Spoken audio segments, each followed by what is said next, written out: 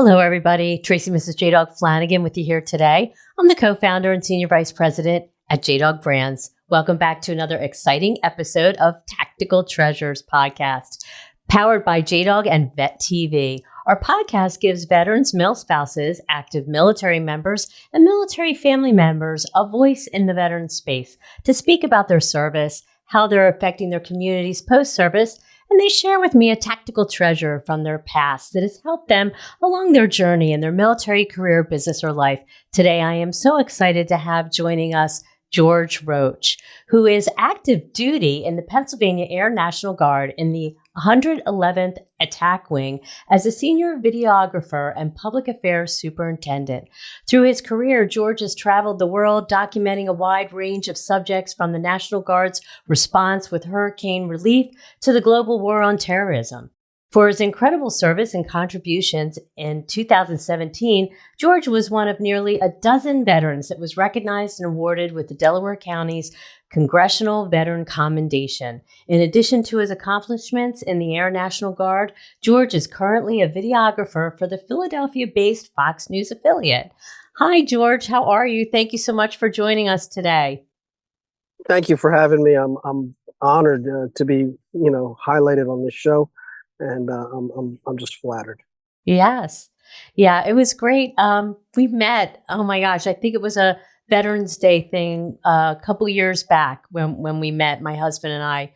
You were filming outside and we were at the, the Veterans Day presentation and we just struck a conversation and I loved your story. So you've been in the PA Air National Guard for nearly 40 years. That's amazing. So what prompted you to join the National Guard? So originally, I was, my father was the person who injected the idea that I would be a good cameraman because I was into photography and I was also into ham radios and electronics. Mm. So he knew some people over at the local NBC affiliate, WCAU, and he scheduled a job interview for me. And I went inside, and the gentleman there said, when I got in front of his desk, I was 19 years old, and he kind of was like, "Hey, why should I hire you? You have zero experience. You don't bring anything to the table. You're 120 pounds wet, So I was kind of like, shoot up and spit out and he goes, "I don't have to hire you." And he didn't hire me. And so I left the interview. My father was waiting for me outside, picked me up, said, "When do you start?" And I said, "Dad, he's not going to hire me." And my father looked at me as really, and my father sighed and said, "What now?" And I looked at my father and I said, "Dad, take me to the Air Force recruitment." I said, they're the only people that will give me an entry-level job with zero experience, zero training, and they'll basically build me up. And then maybe in 4 years, I'll have some skill sets that I could sell back to them, and maybe they will hire me in 4 years, or at least I'll have some kind of skill set that I can, get another job somewhere else. And that was what started my journey to the Air National Guard. I was in Intel for 3 years. I was a cryptographer down at Langley Air Force Base, and had a real high security clearance. And I was 19, and all I was doing was transmitting top secret messages and receiving various classified messages. And, back and forth, I saw what was going on in the world, being at the headquarter tech base, which was at the time Langley's mission. They don't have the TAC command, Tactical Air Command, where the fighter mission is planned and orchestrated and led.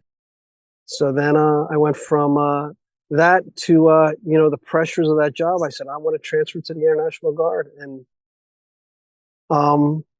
New Jersey had a program. They said, if you have, whatever you have left in your contract, they said to me, I could double it up in the Air National Guard. And that's what I did. I doubled. I had 1 year left of my active duty contract, transferred to the New Jersey Air National Guard. They said, you just got to be, you just owe us 2 more years in the Air National Guard in the reserve component of the Air Force. And they said, hopefully you'll do something. And what were your plans is what they asked me. And I said, I want to go to college, So that was how I got Right. into the Air National Guard. Wow. Wow, that's exciting.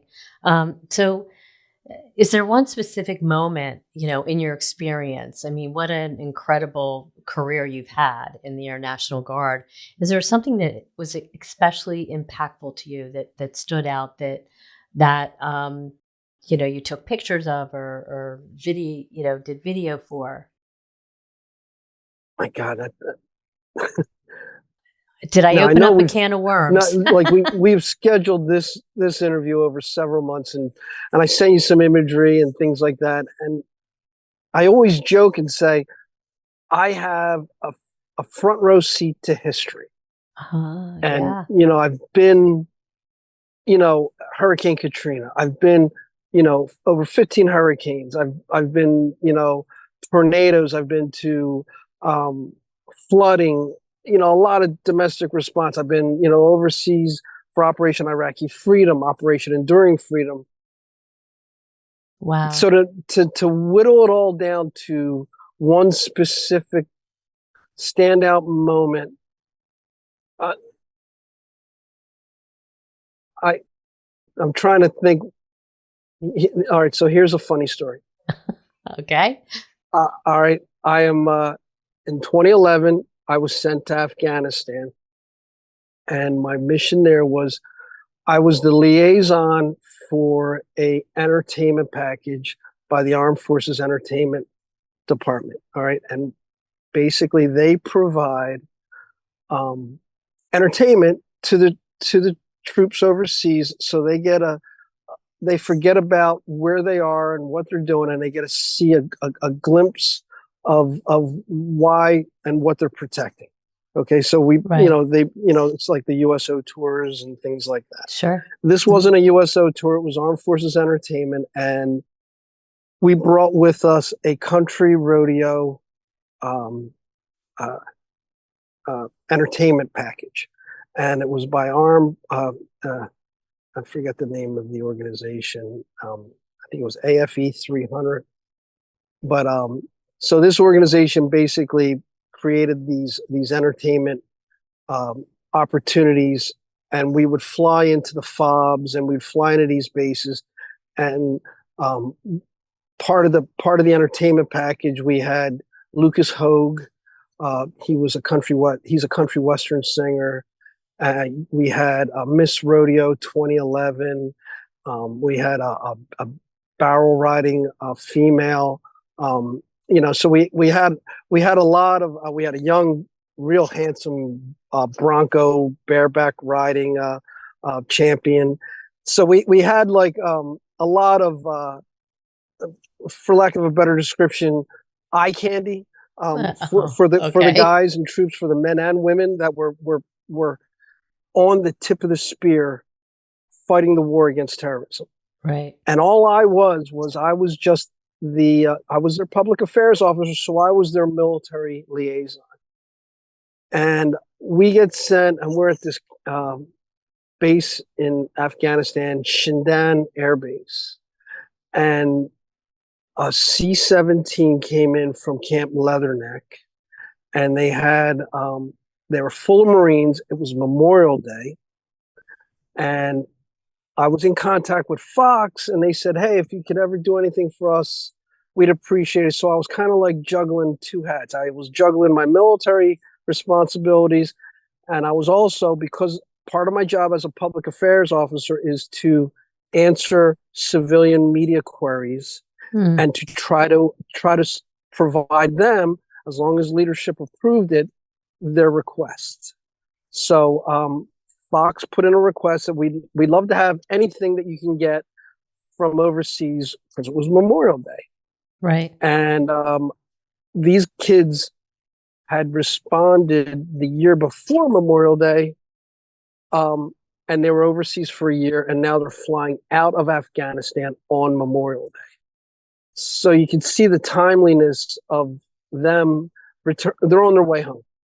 And right. their family members don't know where they are. They know they're en route. They don't know if they're out of out of the combat zone. And I get on the aircraft and I look at the master gunny and I said, Gunny, I said, do you have anybody here from Philly? And then they, shout out, oh, do we got a guy from Philly? And then they, I forget the kid's name, but let's just say, John Doe, PFC John Doe, front and center. And PFC John Doe comes running up. Yes, Gunny, what, in typical Marine fashion. Yes, what do you need? And he goes, Sergeant Roach, my Marine is now your Marine.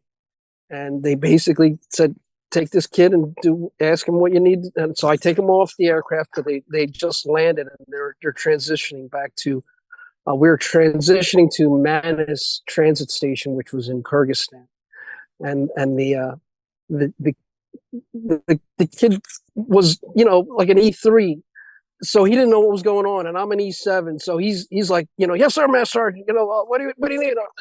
And he's all, sharp and but he's been combat deployed, so he's seen a lot of action. Yeah. And so I bring him into the colonel of the air base of the Shindan Air Base. I bring him in, and the colonel was bending over backwards for me to provide this live feed to Philadelphia and to Fox News. And so the colonel grabs the kid and he goes, here, and he opens up his private locker.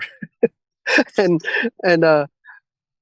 you want some refreshments, and the colonel, because he's the base commander, he has a wall locker full of Snickers candy bars and you name it, Hershey candy bars and all kinds of soft drinks. And the kid's like, the colonel leaves and the kid looks at me and he goes, oh my God, like a full bird colonel just offered me the keys to the kingdom, So I said, look, we're just trying to set up a live shot, enjoy yourself, help yourself, relax.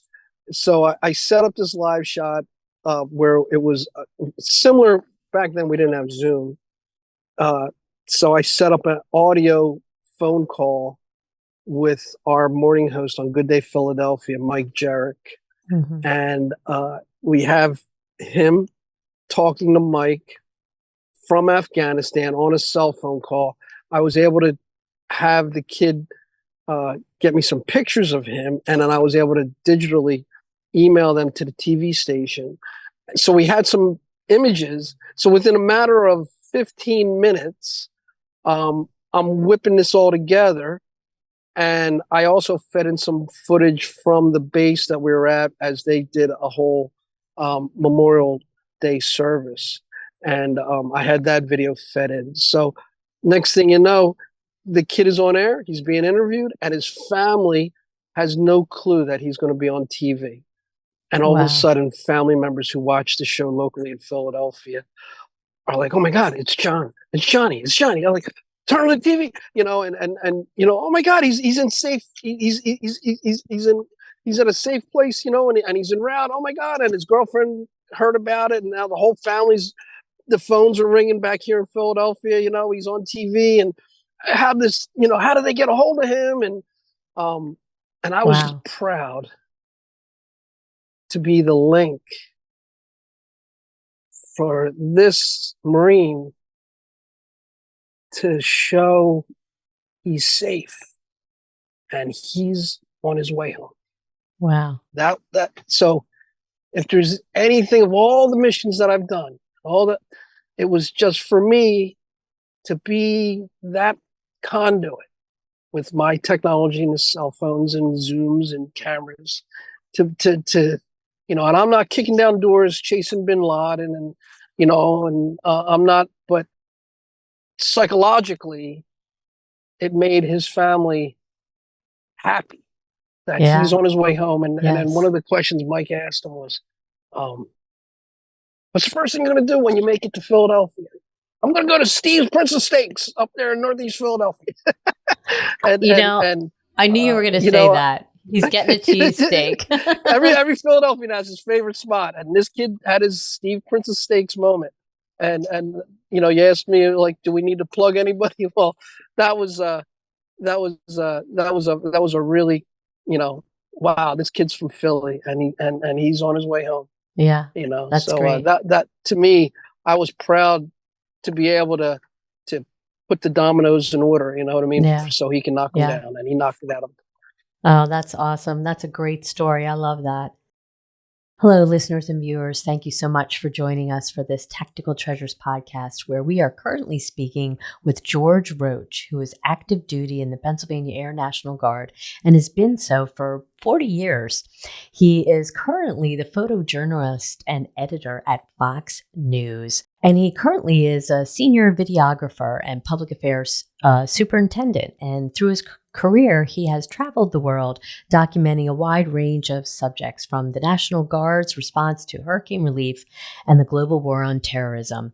Now, if you would like to check out his work, you can go to a website, Defense Visual Information Distribution Service, and I'll spell out that website page for you. It's DVIDSHUB.net. And you can take a look at all his camera work there, and you can just search his name and you should be able to find everything that you need to see. You can also reach out to him personally, george.roach@fox.com. Now back to the podcast. I think what you, and I've spoken to other, camera and photojournalists that have been in combat zones, and what you guys provide for us at home to be able to understand the amazing things that our men and women are doing over there is very special, and I think so important. So, Well, I appreciate that. It's yeah, when you watch the History Channel and Discovery Channel, and you see the greatest generation from World War II and that black and white footage from those frontline battles, and from inside of B-17 as the bombers are taking flak and spinning out of control to their demise, and there was a cameraman filming that. yeah, And yeah, I never realized how big of a career field this is, and right. now even more so with Facebook and all the social media platforms. Mm-hmm.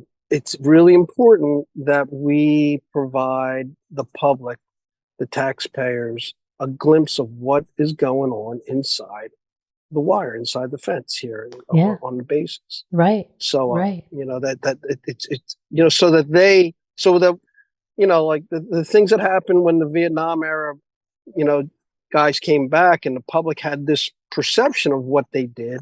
Right. Well, I'm the guy that's trying to right that ship. Sure. I don't want the public to have this wrong impression that we are just, out here doing whatever the heck we have with no leadership, no control, right. just taking over the world and using military grade weapons to do it. Yeah. We have a unique chain of command that calculates everything that we do, including civilians when they vote the president. That's right. That's right. Chief. Now, did that story that you just told, you said that you were providing for Fox News. Now, did that help you get your job that you have now with Fox News? No. So the way I got my job at Fox, I worked in the film business. When I got out of tech school, I went to Community College of Philadelphia, and then through the community college program, I did 3 internships, and then through those internships, I was able to get entry level hired as a PA, then as a grip PA, and I volunteered at the time on independent films. And then a couple partners, we created a lighting company called Gale Force, and Gale was an acronym in true military style. We love our acronyms. Right. So Gale was GAEYL, and that meant grip and electric, your location. So grip and electric, your location. You call us up, we'd provide lighting and electrical equipment and everything that you'd need to light a scene, including temporary power. So if you had a generator, we could provide that. Football, Fox had just won the contract to air football, Uh-huh. So Fox was part of the contract. Fox had to air not only the football game, but also they had to produce a couple side shows, one of them being a coach's show. And because one of the three internships when I was at community college was at Fox 29 here, I did a news internship. I knew the news internship leadership and or the news department's leadership, and they had told me that they were getting this this contract, and they were looking for a lighting company, and they knew that I had a lighting truck. So I provided the lighting truck for them for 20 weeks, and then that turned into sideline lighting on the sidelines. And then they were like, "Hey, do you do camera work in the military?" And I said, "Yeah." I said, "I do camera work." And they said, "Would you do vacation relief for us?" And I said, "Yeah, I'll do vacation relief for you." So then they hired me for a temporary 6-month window. Mm-hmm. And then that 6-month window turned into, I'm currently on my 29th year now. Oh. Yeah, almost 30 years here at Fox. Wow. Yeah. Wow. So it's been a good career. And they both handshake. And let me tell you, Fox is such a supporter of my I mean, you can expect that, of my military mission.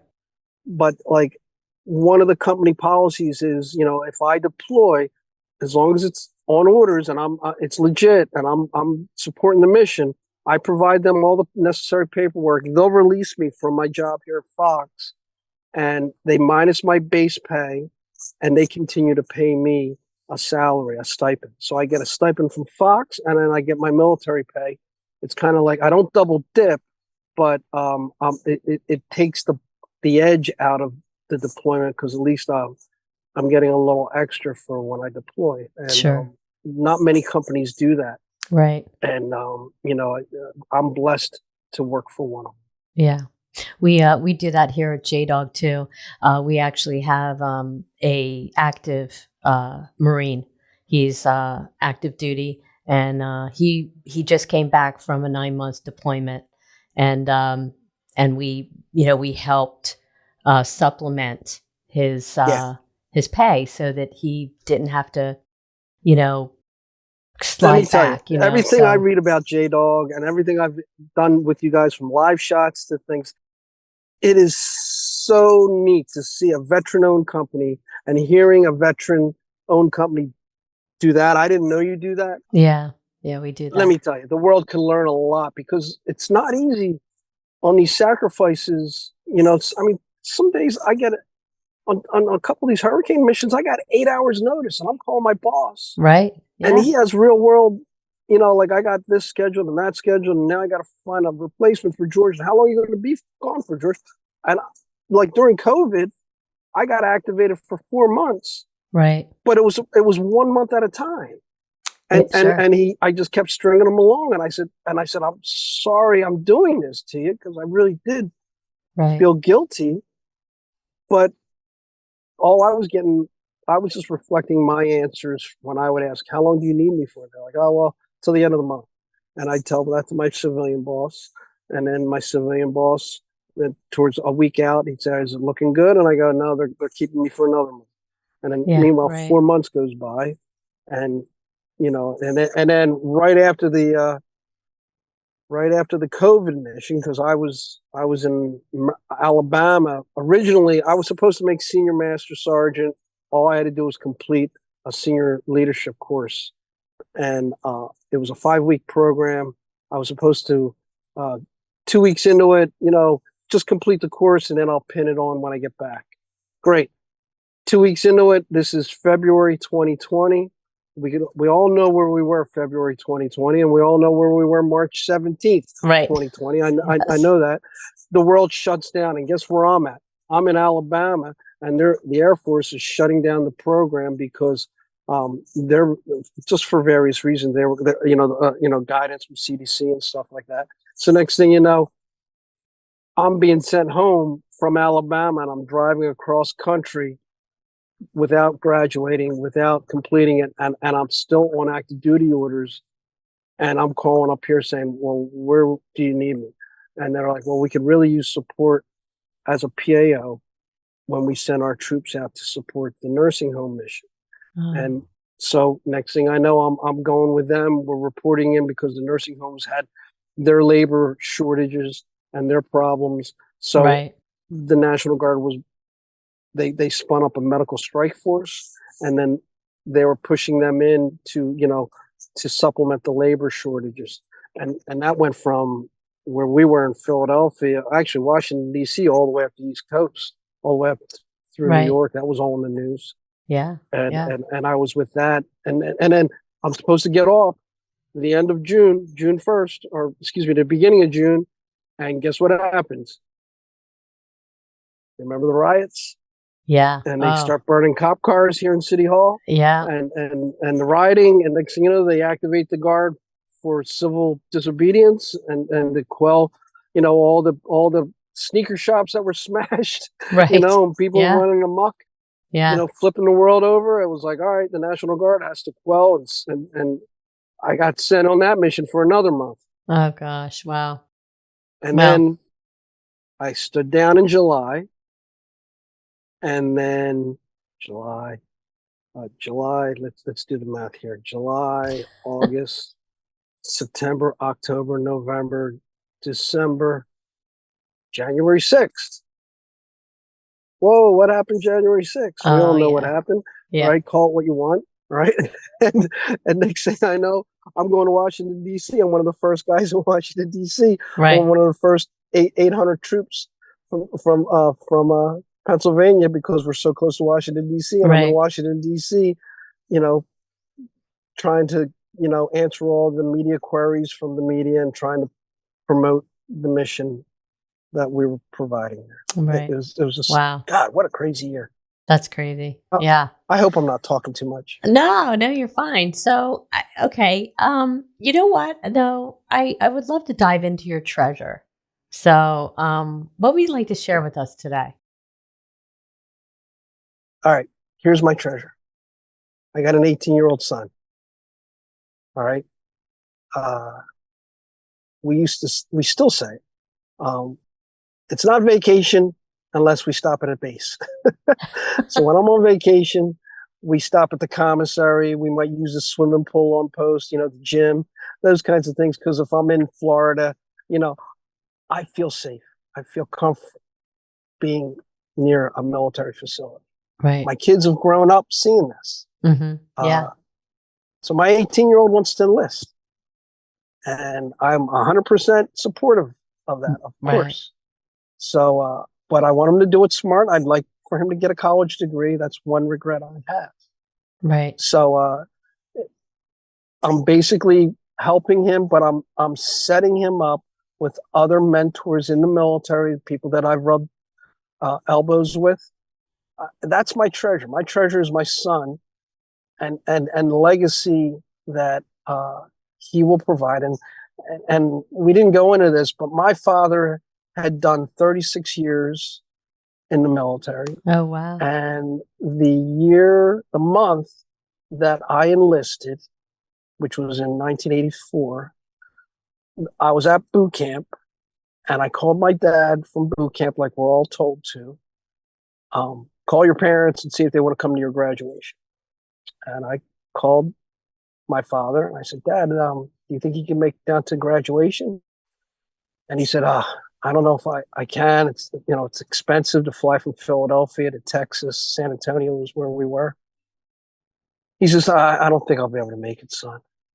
And at the parade grounds, we're marching just like everybody else here who served. Eyes right, and you look right, and I saw one guy in a Navy uniform. And I was like, oh, look at that. There's Navy NCO. Not knowing it was my father. Oh, wow. So, so my father basically retired. That was the last time I saw him in his uniform. And then I've done, all the years that I've done. And now my son, so I want to be there. I'm hoping my son enlists when when I retire, so that we continue the family legacy. Right. That's amazing. What an incredible treasure. But what an amazing legacy your family has of service to the country. It's amazing. I think everybody should do at least 2 years if they don't. I can't tell you how much it made me who I am today. Yeah. And I see all the violence in the city of Philadelphia. 14-year-olds. How many times do we have to hear a 14-year-old pull a trigger? I know. It's always in the news. Always in the news. And my feeling is, it's we could come up with a million reasons, and point fingers at everybody. But I guarantee, if I were to take a 16, 17-year-old kid, let's say a 17-year-old kid, and if I were to put him in the military and I was his mentor, he'd have a father figure. Right. All right. So not only would I be his drill instructor, and we use the directive style of leadership where, we yell at you. And then as you start yelling at people, pick things up, put things down, give me 20 push-ups, give me 10 sit-ups. All right. That's what we do. All right. But then as I start to realize that these kids are starting to learn, we then lay into a coaching method of leadership. So now we wrap our arms around the kid and say, Jimmy, you got this. I know you'll make your PT scores today. I know, because you have ownership of this. You want to be good, don't you? You want to, and then while all this is going on, besides the stupid PT and sit-ups and push-ups and running, I might teach the kid a skill set, how to be a mechanic, how to be a cook, we're teaching them skill sets so that they come into the workforce with something to offer. Right. But I mean, also too, I think they come into the workforce with moral code, ethics, integrity, everything that the military teaches you. Yeah. Service before self, all of that. That's right. You're so right, George. They become responsible. Yes. Yes. So George, it's really been amazing speaking with you today, and thank you so much for sharing all your amazing stories. I really very incredible. Before you go, is there a place where people can kind of connect with you and maybe see, some of your work? Or I appreciate you asking. I mean, for me to plug one of the things, Divids, DVIDS hub, HUB.net, NET. So Divids Hub is the military's, for lack of a better description, their version of YouTube. Okay. So you can just go onto that website and create a login, and you don't have to be military. You don't have to be, you don't have to be, there is no, classification or anything like that. Any civilian anybody can get a login. They just want to know who you are, so that when you start downloading imagery, they track where it goes. Right. So you can type my name in, George Roach. My email, george.roach@fox.com, is a way to directly reach out to me that way. But you can go in there and see my footage, as well as all the other combat journalists, public affairs officers, like anything that is defense industry oriented will usually find its way onto this, and there is no copyright laws. Like you can download the imagery and utilize it, like if for your needs. Tactical treasures. If you need imagery of another hero that you're interviewing, and say he's say he's a Navy bosun's mate, you can type in bosun's mate and get imagery from this website. Oh, and wow. and get and show it off. It's really a great resource for taxpayers as well as news organizations. That's great. Wow. I'll have to check it out. Well, George, thank you so much for coming on and spending some time and telling your amazing story. It was so great to see you again, because we've met off and on, but I really loved getting to know you and hearing your story. It's really awesome. I hope to see you again down here Yeah. and highlight your company and all the good deeds that you guys are doing. Yeah, it's great to see a veteran succeed. So Yeah. I'm so happy for JDog. I Oh, can't tell thank you how you. much this in itself, just this ability for you guys to reflect, remember where you came from. Yeah. It's Sure. pretty neat. Yeah, definitely. Well, it's certainly awesome to hear about your success too, and what you're still serving our country and providing all the content and filming on Fox News. It's great. So, Got one congratulations. more year left. I just re-enlisted 2 weeks ago. Oh, It's my last enlistment, and I did it down in Annapolis. And yeah, I did it in front of my children. And yeah, it's we'll see what happens after all this. oh wow. Well, congratulations. Good for you, sir. Thank you so much. It's great to talk Thank to you. you. Same. Bye bye. Hello, viewers and listeners. Thank you so much for joining us for this very awesome Tactical Treasures podcast, where we have just spoken to George Roach, who is active duty in the Pennsylvania Air National Guard, where he has served for 40 years. Through his career, he's traveled the world documenting a wide range of subjects, from the National Guard's response with hurricane relief to the global war on terrorism. Now, if you want to check out some of his work, you can go to a website, Defense Visual Information Distribution Service, and the address is dvidshub.net. You go on there, just search his name, George Roach, and you'll be able to see all of his work there. Thank you so much for joining us for this episode of Tactical Treasures Podcast. You can find us on all your favorite streaming platforms, Vet TV, and now we are airing on Reese Across America Radio on Wednesdays at 10 p.m. Eastern Time and Saturdays at 1 p.m. Eastern Time. You can also find Reese Across America Radio on the iHeartRadio app, the Odyssey app, and the TuneIn app. Thanks for joining. We'll see you next time. Bye-bye.